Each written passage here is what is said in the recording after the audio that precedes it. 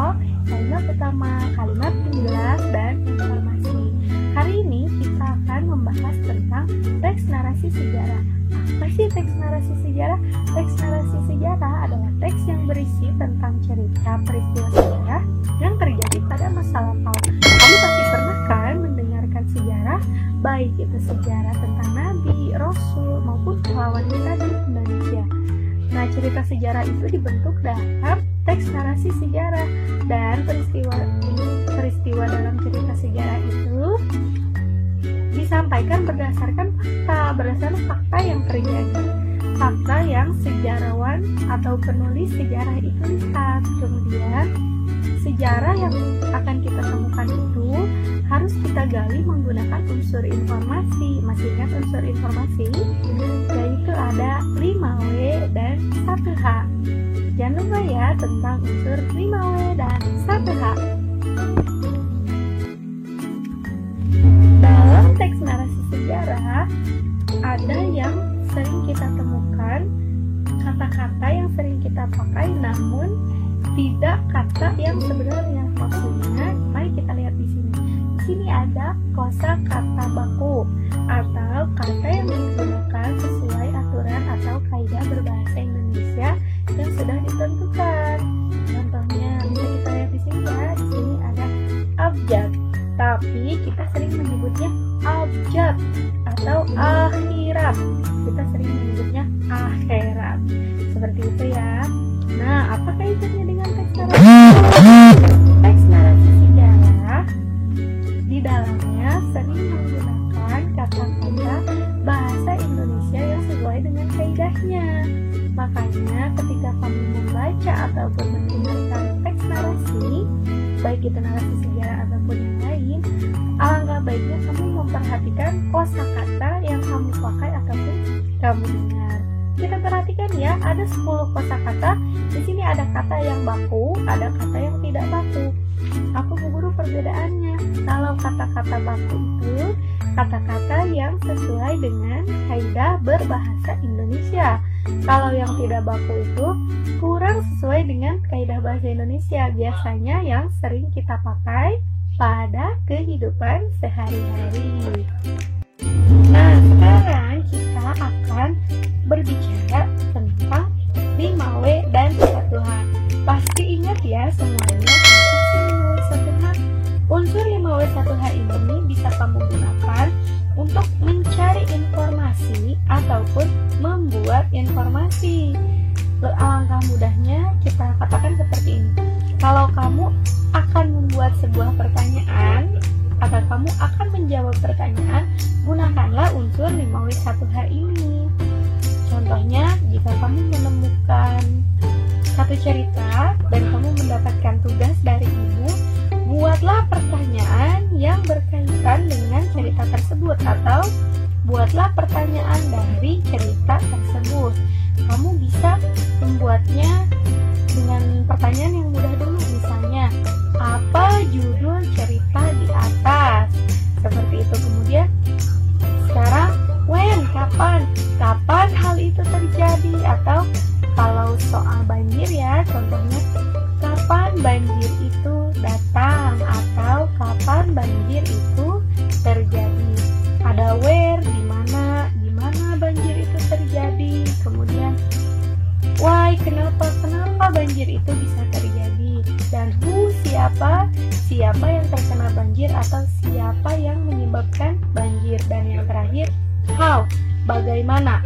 Biasanya kalau bagaimana itu bagaimana bisa terjadinya banjir atau bagaimana nasib orang-orang yang terkena banjir. Seperti itu ya. Dan jika kamu menemukan pertanyaan menggunakan unsur 5W 1H ini, insya Allah mudah. Asal kamu paham unsur-unsurnya. W yang pertama ada what, apa. W yang kedua ada kapan, when ya. W yang ketiga ada where, di mana. W yang keempat ada why, kenapa. Dan W yang kelima ada who, siapa. Dan H-nya itu how atau bagaimana. Selalu diingat ya.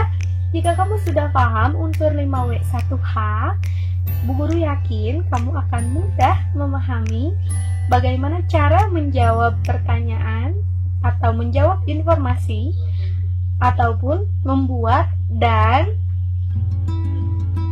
menciptakan pertanyaan atau menciptakan sebuah informasi dari sebuah teks. Nah, di sini kita temukan ya, ada informasi.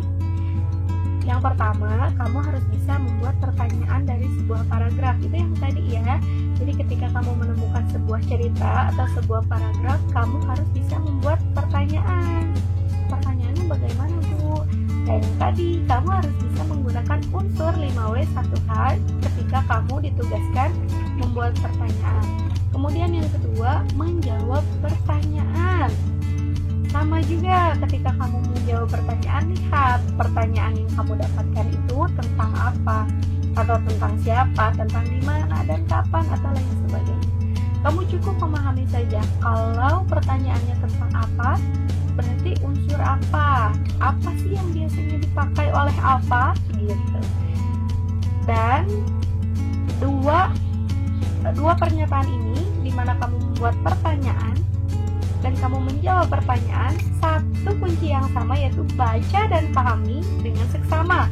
Ketika kamu membaca dan kamu memahaminya dengan seksama, dengan baik dan benar, ketika kamu menjawab ataupun membuat pertanyaan, kamu tidak perlu membacanya lagi, karena kamu sudah paham ketika kamu membaca paragraf atau cerita yang tadi ya, yang akan kamu buat ataupun kamu jawab pertanyaannya.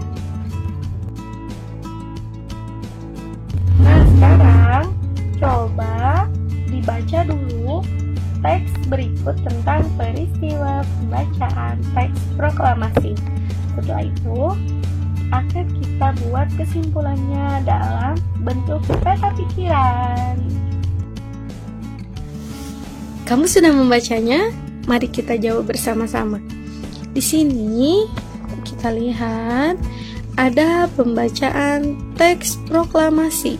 Yang pertama itu ada tokoh.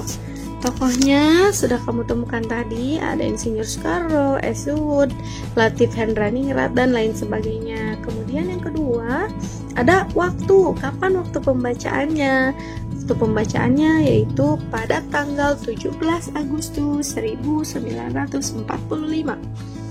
Tujuannya apa? Tujuan pembacaannya untuk kemerdekaan Republik Indonesia. Cara menyebarkan berita proklamasinya seperti apa?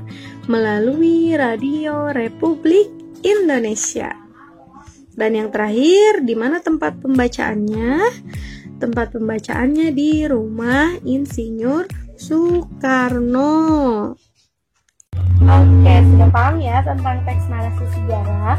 Kita ulang lagi. Teks narasi sejarah adalah teks yang ditulis berdasarkan fakta atas sejarah-sejarah yang telah terjadi, baik itu tentang novel ataupun tentang kemerdekaan dan lain sebagainya.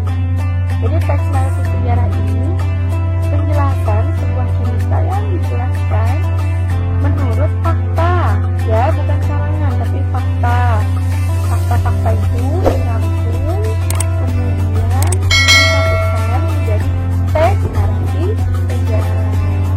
Sebelum kita lanjutkan ke teks narasi sejarah, sekarang kamu baca lagi materi-materi yang ada di atas, kemudian kamu samakan lagi dan kamu pahami. Setelah itu kita mulai mengerjakan pelatihannya. Sekarang kita lanjut ya. Materi yang berikutnya adalah surat undangan. Kalian sudah pernah mendapatkan undangan? Pasti. Undangannya macam-macam, ada dari tetangga, keluarga, ataupun teman kalian. Tapi apa sih pengertian surat undangan? Surat undangan merupakan surat yang diberitahukan dan permintaan kesediaan seseorang untuk menghadiri suatu kegiatan. Contohnya, kamu pernah mendapatkan undangan apa? Ulang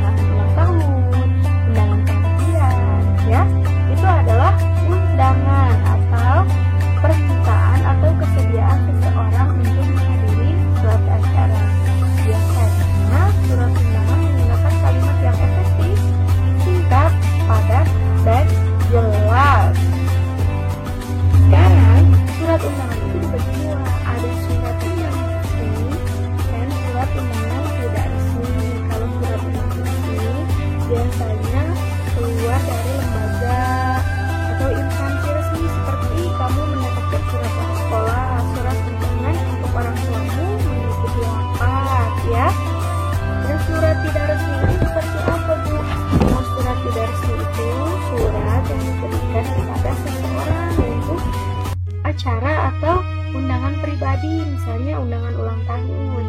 Kamu pernah mendapatkan undangan ulang tahun dari temanmu? Tentu saja.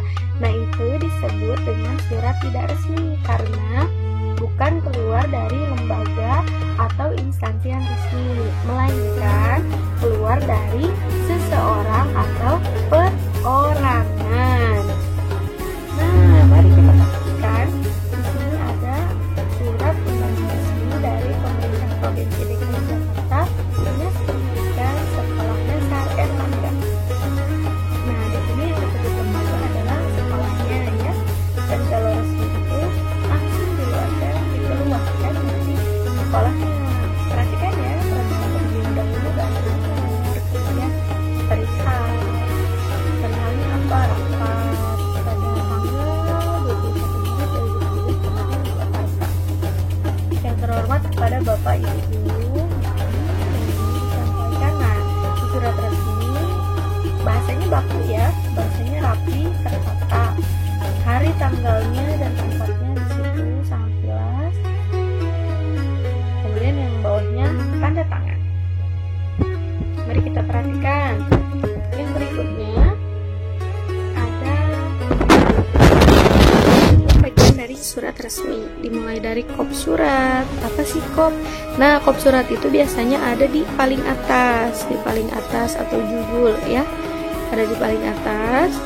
Dan yang kedua ada tanggal surat ini, tanggal dibuatnya surat atau ditulisnya surat, nomor dan perihal surat, kemudian alamat tujuan untuk siapa suratnya diberikan, dan harus ada salam pembuka. Isi suratnya seperti ini, diperhatikan ya. Salam penutup, kemudian nama pengirim. Seperti itu, nama pengirim misalnya kamu sebagai anggota atau di sini sebagai ketua pelaksana pameran seni siswa, namanya Faizal Kamal MPD. Harus pakai tanda tangan ya, karena ini surat resmi. Tapi surat tidak resmi juga biasanya menggunakan atau membubuhkan tanda tangan. Nah, berikut ada contoh surat tidak resmi. Nah, surat tidak resmi biasanya menggunakan gambar ya, kepada siswa-siswi SD Nusantara. Ayo hadiri dan saksikan pentas seni kreasi anak bangsa. Tanggalnya ada di bawah, kemudian menggunakan gambar. Dan ini terlihat sangat menarik. Ini adalah contoh surat tidak resmi. Gimana anak-anak penjelasan kali ini? Insya Allah tidak sulit. Kuncinya satu, kalian harus terus memahami tentang ide pokok, kalimat utama, kalimat penjelas, serta unsur informasi. Apa yang tadi unsur informasi? Ada 5W dan 1H. Ketika kalian memahami itu, kalian akan mudah mengerjakan tentang informasi, mencari jawaban, atau membuat pertanyaan. Sekian yang dapat Bu Guru sampaikan. Jangan lupa latihannya dikerjakan. Wabillahi taufiq wal hidayah. Wassalamualaikum warahmatullahi wabarakatuh.